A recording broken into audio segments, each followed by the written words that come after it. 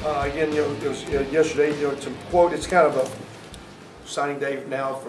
And there's some last minute decommitments changes, but kids commit so much early. It's more of just a culmination of finalization. We didn't have any real hiccups. We were fighting in a couple guys we didn't get, but ended up with 25 players.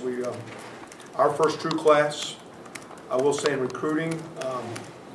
We probably tried, this is very much different than last year because it wasn't just looking at tape. We were getting to know kids, getting to know families, getting to know backgrounds, and just trying to find people we thought that would connect with us in the values. We want to actually probably sold our values of how we want to build our program. If you're looking for that, we were also looking for top athletes. I think if you do an overview of it, well, we've got 8 kids I got out of the state here. What I would consider 6 more guys from Big Ten region when you look at Ohio and Illinois, Michigan, the surrounding areas and whatnot. So 14 guys out of the Big Ten region. Got 4 kids from the, quote, southern or more speed states. When you look at of course, a couple of those are big guys and quarterbacks. But the Florida, California, Texas, 4 guys. We had 7 JCs. 6 of those guys are here right now, so that gets us to 25. Potentially, there's mathematically 2 more in our hand we could use that I don't know if we will. We'll cross that if we need it. We could have got another person or 2. The way I look at it, too, 15 of those guys, what I call the mid-big guys. We've got O-line, D-line, tight end, linebacker. 15 of those guys are those big body guys. You got 8 skilled kids, and then 2 guys at quarterback make the 25. So a pretty solid class, and very pleased, and a lot of work to do with them. But I think a lot of guys you can work with. I think you got a lot of length in the basketball world. I used that quote yesterday one time. But, I think there's some length to our players, some range, some long-armed, big-bodied guys. And if we can get some strength and maturity, then we've got some nice kids to work with the big men. Because I've got some skilled kids that can run okay. So with that, we'll just kick it to you. Is there one trait that kind of runs through the class? I mean, you like their toughness, overall speed, size? Is there? Oh, I mean, they're all different. There's one trait I do. I think we tried to work real hard. It's a little different from a year ago when you have a month. Now you have time to really get them here in summer camps, get them on campus, work with them at camps, get them here last year for junior days. And all these guys were at our junior days. They were at spring practice. I remember talking to Kevin Davis at spring practice last year when he was down before spring break, one of our first practices. So you get a lot of those ties and connections. You get into the homes, a lot more communication. So I think we got to know these guys more as people and kids.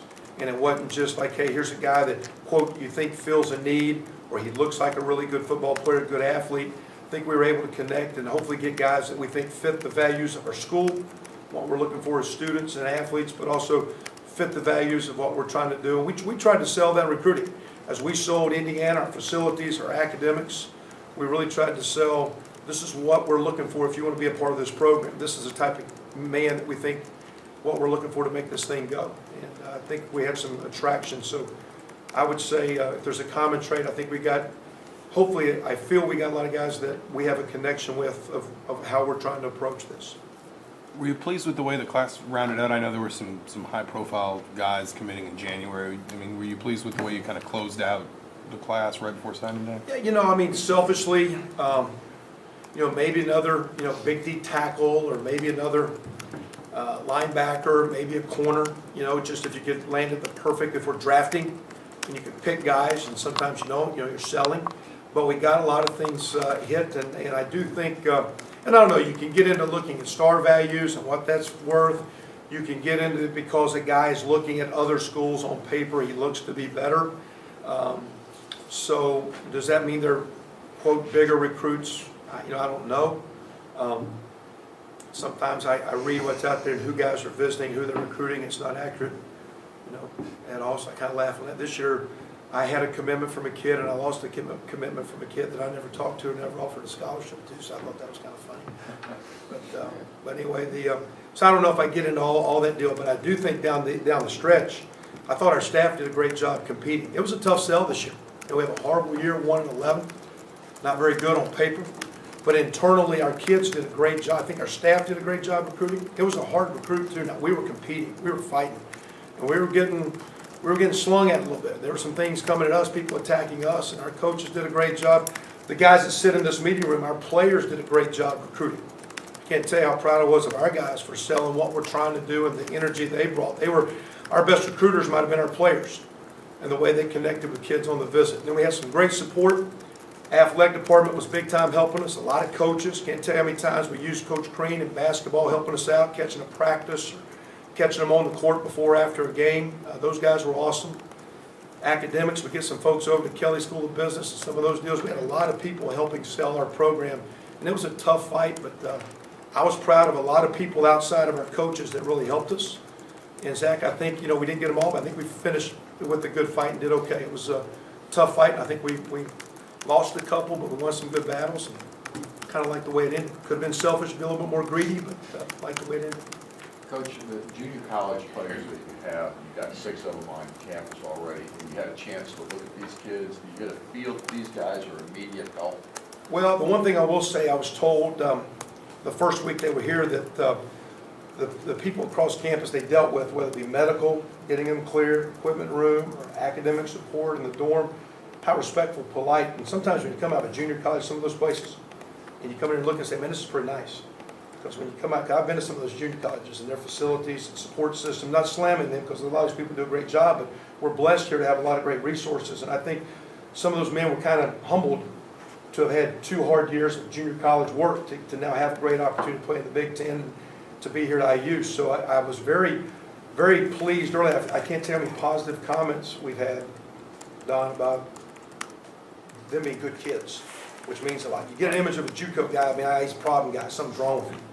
And the comments I've had significantly has been very pleasing. We think that, but now when they're up there dealing with someone in the dorm, and the RA comes back and says, man, those guys are respect. They were nice, and that was great to hear. Now I've seen them run a couple times, and I think some of those guys look like they'll be, but until we get the pads on, get going and get learning. But I'd be surprised if some of them, doesn't figure into special team help, being in the 2 deep, and do they start, we'll see. But I also think our current players are embracing this as a challenge too. I think you'll see some of these guys have played a little because we've got a lot of first and second year players. I think, competition is always something I'm trying to embrace more here. I think we've been too much, as I said before, a place of entitlement. I'm trying to get guys quit worrying what you're entitled to, keep fighting to be your best. And I think our team's starting to get that, and I think these junior college players will help us. I've seen them run a few times, and they look like they move well. I think they will help us to some degree. Are you anticipating with this class that they're going to have the numbers of true freshmen played this year that played last year? Yeah, I don't know. I mean, like I said, and I said this to our team, we're sitting here on the recruiting business. I said, if I promised you would start as, there's 23 of you guys that last year we talked to. If I promised you you'd play as a freshman to start, raise your hand. Because we don't. But we do love competition. I do think as hard as we work these kids year round, these guys will graduate. And probably most of them will be here June 4th when we start our summer session. And you do that for 4 years, and sometimes that 5 year. If you get an injury, if you need the development, you red shirt. But as hard as we work these men without, the JV and freshman teams that the high school environment has, it's frustrating. So I'd love to get as many of these guys playing, but again, we don't promise. We'll see how it works.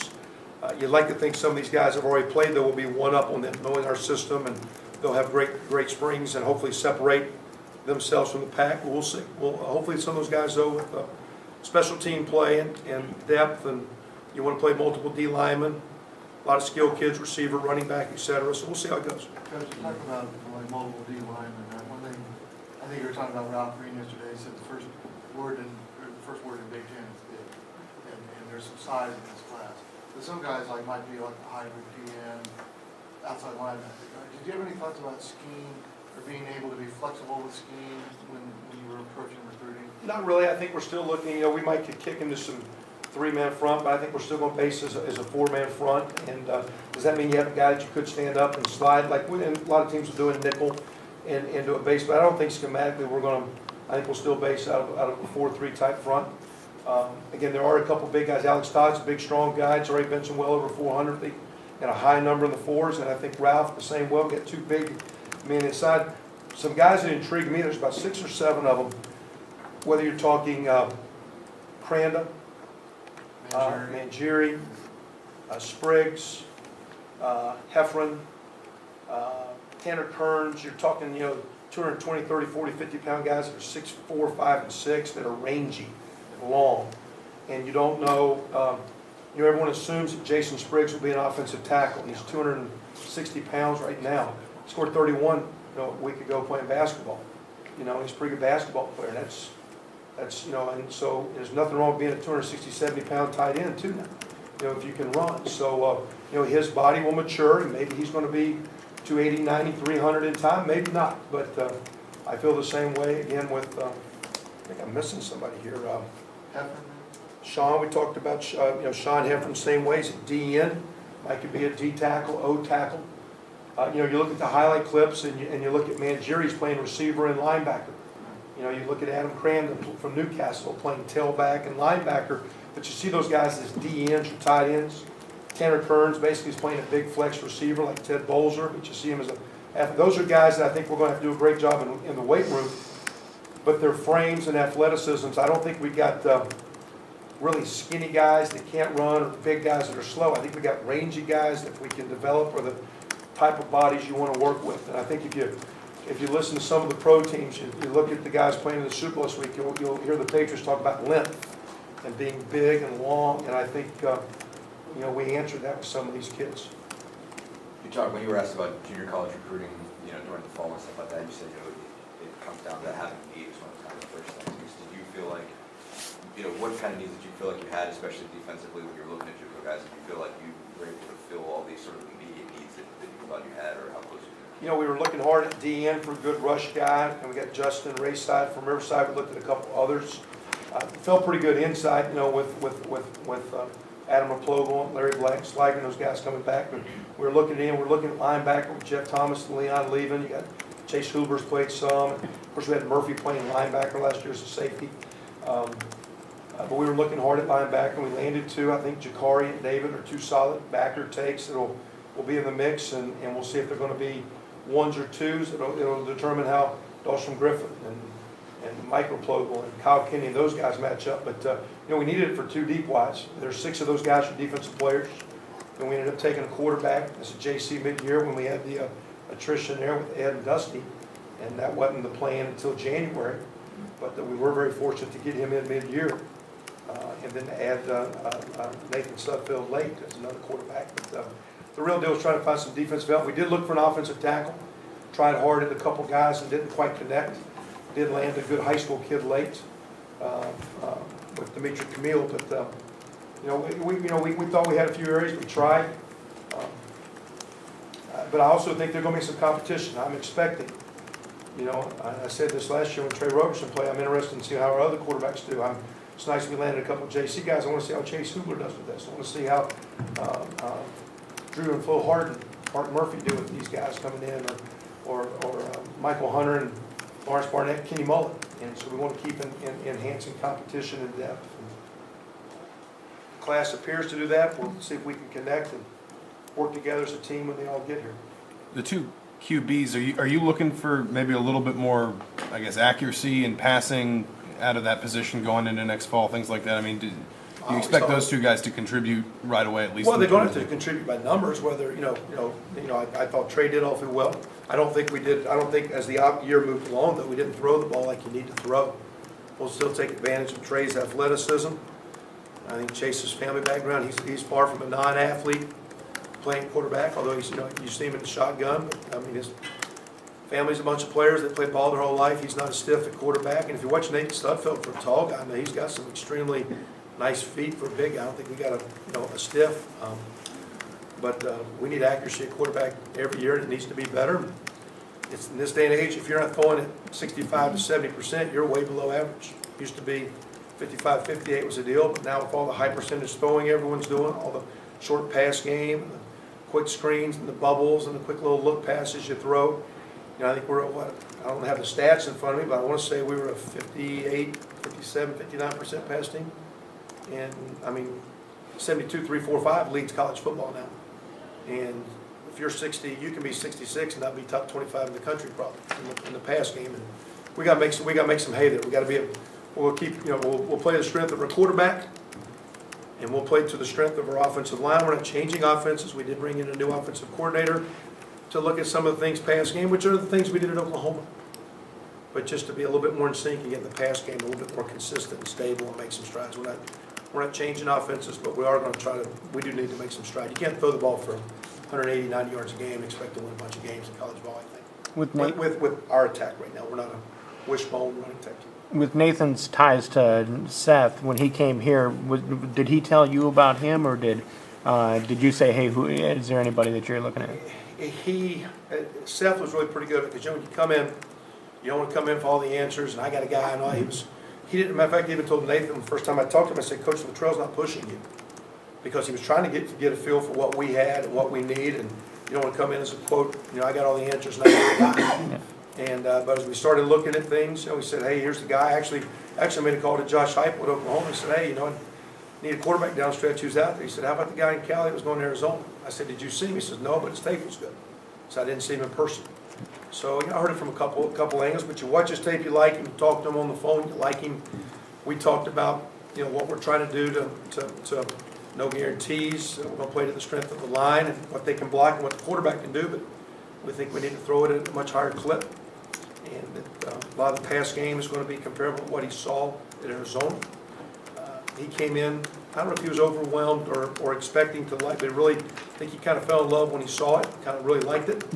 Went back, looked at some options, and kind of settled down and came our way at the end. So I think he's a nice, solid, very, very good late take. And with the dynamics, I think we're very fortunate to have Chase, I don't want to say Chase because I went against his brother Missouri all the time, but have Cameron coming in and helping us right there. I think we got to get a great family, great leader, winner, and I think those two plus Trey will have a neat crew to work with. I expect Trey to still, with his experience, to be interested to see what he'll do to keep separating himself. So we'll see as it goes. I think it'll be a lot of fun.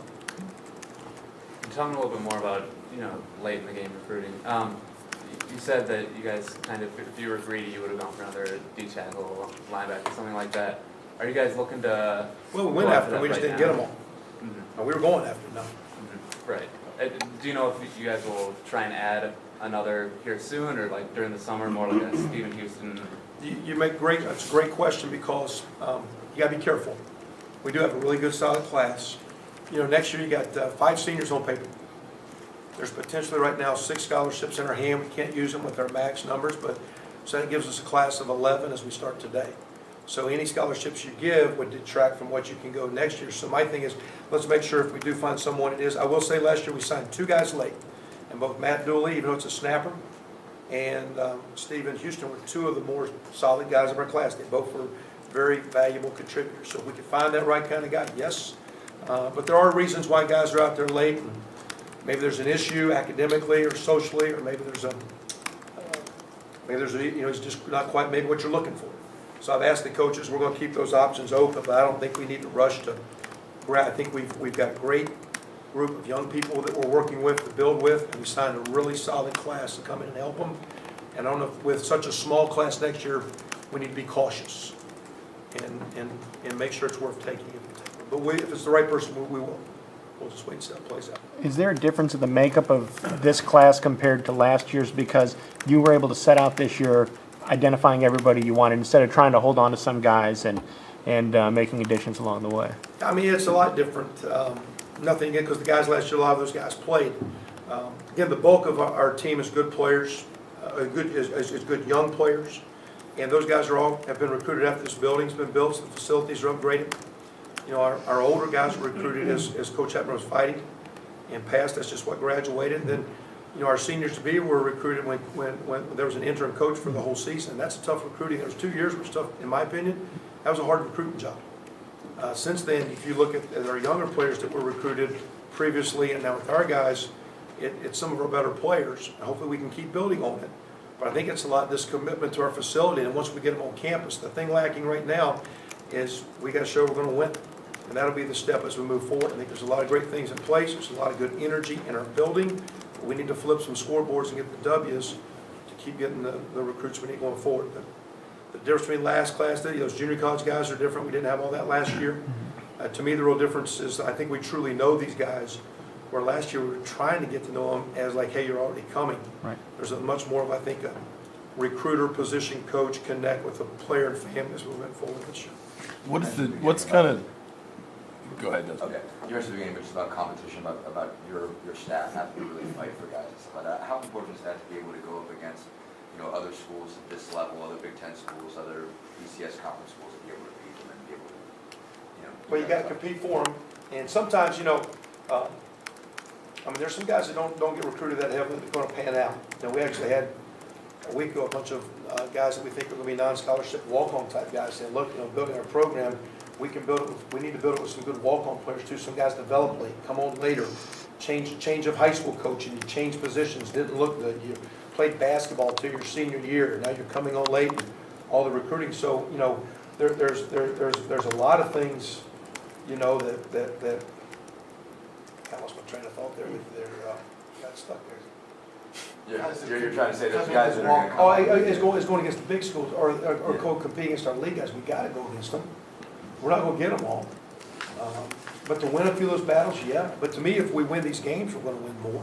Because that's the one thing right now they keep throwing back in the face of the guys. Because what happened when the kids came down to visit, they connected with their kids, the school, the environment, the academics, they loved it.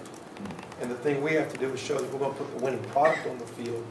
And again, that's to me my missing link right now. We take these young guys that we've got on our team, we take the young recruits coming in, we keep building forward, and we start getting some quote game success. Because with that, I think the recruiting here is going to can be good. The state football's gotten so much better. We are unbelievably received within our state. We didn't get every kid in this state, but everyone that was a good player gave us a shot, talked to us, came down to see us. They were here. We were in homes. There was great conversations. We got to move forward, though, that we're never maybe going to get every in-state kid. We got to keep making it hard. We're always starting that process for next year to sell what our state school can do. We'll surround it in the area. I think we did a great job in Chicagoland. Went over those 3 kids from Illinois were reasonably recruited and had some great offers. Coach Hagan got in there early. I thought we did a great job battling for Tevin Coleman, Dan Feeney, and Nick Mangieri. Those were 3 really good takes. They had other nice options on paper. But it is good to fight for those guys. Just because you beat somebody, does that mean he's going to be that good? I don't know. But we got to win Big Ten battles. You got to beat them on the field. You got to beat them in the recruiting world too to beat them on the field. So it's nice to get a few of those this year. We got to keep fighting to do that. I do think our staff did a great job. I think our players. We were trying to teach our players how to recruit, to compete, to help us get guys, and how to sell our program. We spent a fair amount of time trying to coach our players on how to recruit, how to help us, and I thought they did a great job. Coach, one area that's not on here as far as recruiting is concerned, that you may have the kid as walk on. He's going punter. Hunting. I tend to do that. Did you not see the special on HBO about the guy that goes for him on 4th down all the time? No, I didn't see that. And you watch some Arkansas Pulaski Academy, onside kicks every time. It's heck of Dylan. We're going that boat.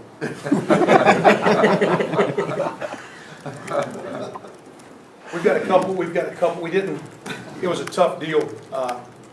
We looked at it. We'll look at a couple walk-ons. We have a couple in-house that we'll move with. Adam Pines decided as a 4th-year guy to graduate, pursue his professional career as a college graduate, not as a football player, but moving on, with his life, and wish him well there. That position needs to continue to grow. We got a couple in-house guys. We'll see how spring goes. A couple of the guys you're talking about were just recently here as we tried to share our opportunities of building our program.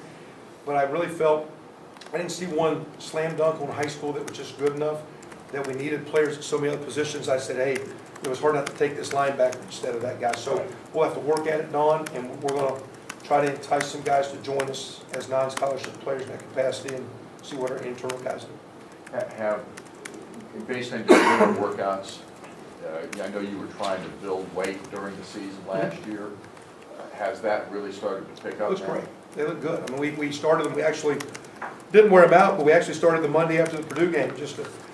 We used those 3 weeks, and there was a 3-week Christmas break. First week of school is a 7-week lifting cycle, and now we're in about week 3 of another 7-week lifting cycle, trying to take a 315-pound bench guy and give him 320 or 25 in 7 weeks, and then make those 5 and 10-pound jumps a couple times, and go from a 300 to a 3 1/4 bench, or go from a 500 squatter to 5 1/4, 530. So our kids at Miss Frill does a great job with the nutrition, what we're doing. We've got them on some weight plans, and our guys look good. I have been at just a few of our workouts. We can't go to summer workouts, but we can go to these. And I've seen a few, and it is significantly different. One day I'll show you, I filmed the first workout a year ago. and I'll show you that one, and I'll get you coming. We'll have, matter of fact, we'll look at this, we're gonna do, starting Valentine's Day, the 14th, on Tuesday, Thursdays, we're gonna do our agility work, and we'll maybe open one up and have you guys come check us out one day, see what they're doing. Beyond the usual stuff that you want to get accomplished every spring practice, is there any kind of overriding, really crucial thing that you want to get done this spring practice? Well, I think, again, we got to find ways to build some confidence with our guys, because the way we worked awfully hard, year wasn't well. I think our guys got a nice feeling about themselves now. We got some young men we're trying to put in positions to step up and emerge as some leaders. I think we're trying to get some of our players to take more ownership of our team, and I sense that. We'll see as we go through this next month how it goes. But we'd like to see some leadership, team accountability come through there. And then when we get into play, we're going to be a lot better in the defensive game. And I think offensively, a little bit more consistent offense and pulling the ball around. I mean, we're one of them. We've got a better punt game, kick game, all of it. Not kicking the ball out of bounds. We've got a bunch of work to do. But I am thoroughly excited about the way these guys are working. And it's kind of nice. I mean, they made some nice last year. We took a lot of fat off and leaned them up. I think we're building ourselves back up right now. And I think a lot of these guys have played it, young guys. They got exposed themselves. They know they lack some size, lack some strength. And I think, once you feel that, it's a lot easier to attack the weight room and address that. So, like a lot of things I'm seeing short term, it'll be interesting as we go through. It's been a nice January, it's been a nice positive start to this semester. A lot of work to do, though. We'll see. For these guys, what is next, I guess, between now and when you get them on campus? Can you get them playbooks? Can you get them weight plans? I mean, how much do you kind of direct what they're doing between now and June? The day they sign, there's some things you can do, but once they sign, you can send them your workout packet. And they can, if they want to follow that, although I think a lot of these guys have, whether it be their current high school situation or a personal trainer kind of guy. Some guys I know already quote one of these little speed places where they work on your running forms and stride, et cetera, conditioning level, athleticism programs. And some families want to spend a little money to have a personal trainer helping guys. So a lot of guys are doing some things. You do send them the workout packet. We'll send them some things playbook-wise. Sometimes you start trying to just get them maybe some video to start getting up to speed. You're limited in what you can do when they come on your campus, what they sign. You can't really meet with them. The key thing is just getting them. A guy will say, what do you want me to weigh? And I'm like, I want you to weigh as much as you can, be as strong as you can, but also be as fast and as good a shape as you can be in. So what is that magical combination of all? As big, as strong, as fast, and in good shape. What is that? Is that 180 pounds or is it 280 pounds? What is that for your body and what can you handle? Just like to see those guys do that. Last year we had everyone here except one player for summer school. Hopefully that'll be the case this year. As the players go through summer, not only they're lifting, but our players run practices 2 days a week. And what's different right now from a year ago we couldn't coach. So we couldn't say run this play. So we just lifted and ran. Tonight they'll be running plays. We'll have a 5 o'clock workout and coaches will be over there for about 30 minutes with them, and then we walk out the building and for about an hour they start playing ball. They're not hitting each other, but they're working on football skills in our system, and that helps escalate. That'll happen during the summer. That's really where the young guys make a bunch of gains, because we'll 2 or 3 times a week without pads play ball, and they learn the system prior to practice. And I think that's where you exactly see a lot of these young guys kind of roll out. As you're going through conditioning here, do you have anybody who's limited because of lingering physical issues from the end of last season?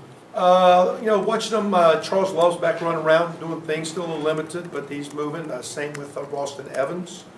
DeWeese that had the knee injury, and David Comiskey got a knee injury late, had to have an ACL deal. Those guys are jogging, but a little bit. Nick Freeland's back running. The guys that were hurt, I had 5 guys coming off knees. 3 of those guys early, in September, they're back, not full tilt, but running. The other 2 guys are doing light jogging. In short term, we've had no issues as we went through the program with any glitches of an ankle sprain or all that, so it looks okay right now. I know 4-year scholarships or something. Alex Webb's got his cast off, so he's back with it, drinking milk.